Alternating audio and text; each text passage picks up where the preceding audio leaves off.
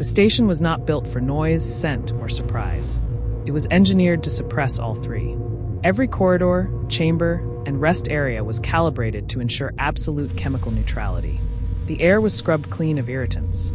Temperatures were stabilized to the narrowest tolerances. Nothing here was meant to trigger panic, pain, or biological distress, especially not in a place shared by dozens of species whose bodies reacted violently to the wrong molecule. The break area was the most controlled space of all. Soft light panels glowed without heat. Air circulators hummed at a frequency chosen specifically to avoid agitation across neural types. It was a room where beings could coexist without harming one another simply by breathing. Into this perfectly balanced void walked Ethan Cole. His uniform identified him as logistics personnel, a low-risk designation. The rest of him told a different story. His posture sagged. His eyes were unfocused. His steps dragged with the unmistakable rhythm of a human operating well outside optimal wake cycles. He crossed the room, dropped his carry bag onto the counter, and exhaled as if he had just survived something far worse than a morning shift. Across the room, a tall crystalline alien paused mid-consumption of a nutrient gel. Its surface dimmed slightly, an instinctive reaction to unexpected movement. Ethan didn't notice. He gave a tired nod and began unzipping his bag. What emerged was small, boxy, and scarred with age. A human-made coffee brewer, its casing scratched, its buttons faded from years of use. Ethan set it down carefully, almost reverently, as though placing a relic rather than an appliance. To the station's monitoring systems, the object registered as an unknown mechanical device. To Ethan, it was survival.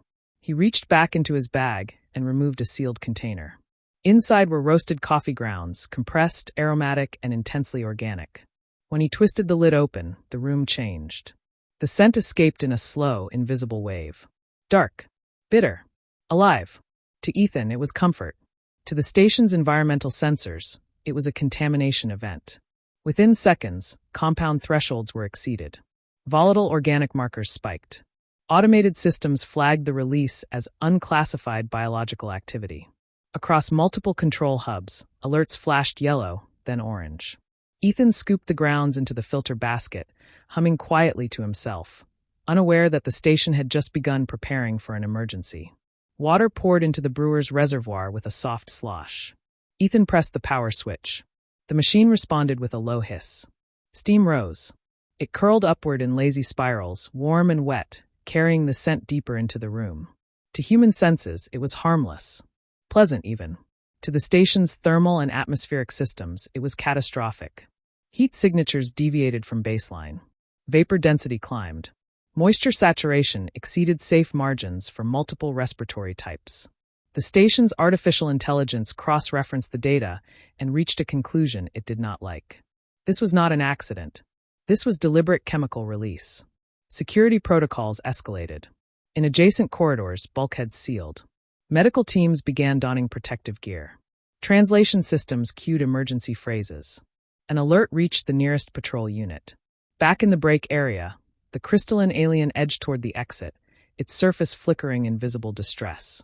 The door slid open. Two figures entered. One insectoid-clad in rigid armor, the other serpentine with a vocal modulator hanging at its throat. Both froze as the aroma hit them. Their instincts screamed danger. Ethan turned, startled by the sudden presence. He lifted the glass carafe from the brewer and poured the dark liquid into a ceramic mug he had clearly brought from home. That was the moment the system panicked.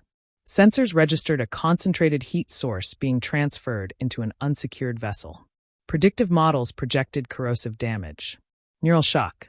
Cellular breakdown. The station initiated lockdown. Red lights pulsed. Doors slammed shut with a final, echoing clang. Human, the serpentine officer hissed, weapon partially raised. Step away from the device. Ethan blinked, mug in hand. He looked exhausted, confused. Definitely not hostile. Device, he asked. He raised the mug toward his mouth. The AI attempted to simulate the outcome and failed. Every model predicted injury or death.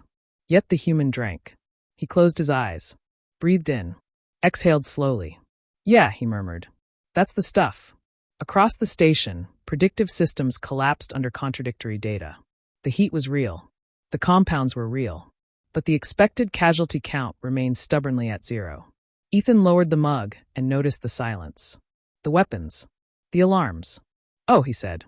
"Is this about the coffee?" The officers hesitated. One lowered their weapon. The lockdown timer paused. The threat had not materialized. But confusion had only begun. The incident was reclassified within minutes, but the damage, to assumptions if not infrastructure, was extensive. Footage of the event circulated rapidly through internal channels. Analysts replayed the moment the human consumed the liquid again and again. Medical experts argued over toxicity reports. Security specialists debated whether the calm demeanor was itself a form of deception. "He ingested a volatile stimulant without coercion," one diplomat noted, then offered it to others. Ethan was halfway through his second mug when a formal delegation arrived. "We require clarification," the lead representative stated. "Sure," Ethan replied. "Want some coffee?" They did not. He was questioned for hours.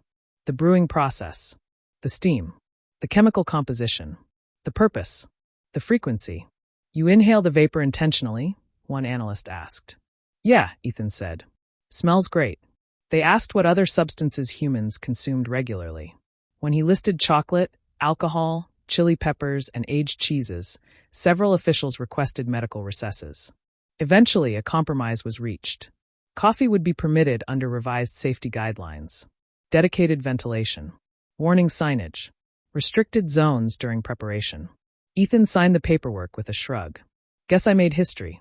Life on the station adjusted. A new sign appeared in the break room. "Caution. Human beverage preparation area." An air filtration unit hummed to life whenever Ethan brewed. The alarms remained silent. But curiosity spread faster than fear. The incident became a topic of discussion in diplomatic lounges. Observers debated whether human culture itself constituted a destabilizing variable. Others wondered what kind of species evolved to find comfort in substances so biologically aggressive. Weeks later, Ethan was invited to demonstrate the ritual at a cultural exchange forum. "This," he explained as the coffee brewed, "isn't about chemicals. It's about familiarity. About holding something warm when everything else feels strange." Someone asked what it felt like. Ethan thought for a moment. "Like remembering who you are." Eventually, the story of the lockdown faded into station folklore. The break room changed. The warning sign was upgraded, sleeker, brighter. Someone added a handwritten note beneath it. "Smells alarming. Tastes unpleasant. Somehow reassuring." Ethan returned one evening during the station's rest cycle. The air filter purred softly above him as he brewed. A familiar figure entered, the crystalline alien from that first morning. It hesitated, then stepped forward, holding a container of its own.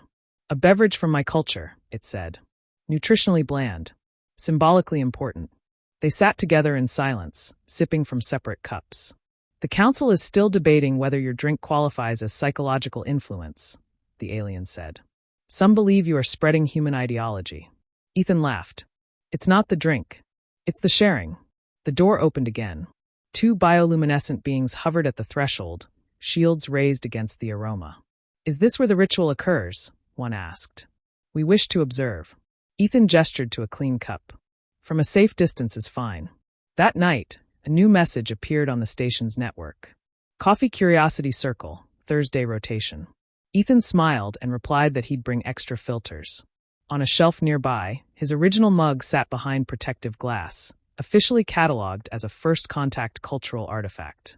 Later, he handed the crystalline alien a sealed packet. "Didn't tell them about espresso," he said. "It's like coffee but stronger." The alien held it carefully. "I will proceed with caution."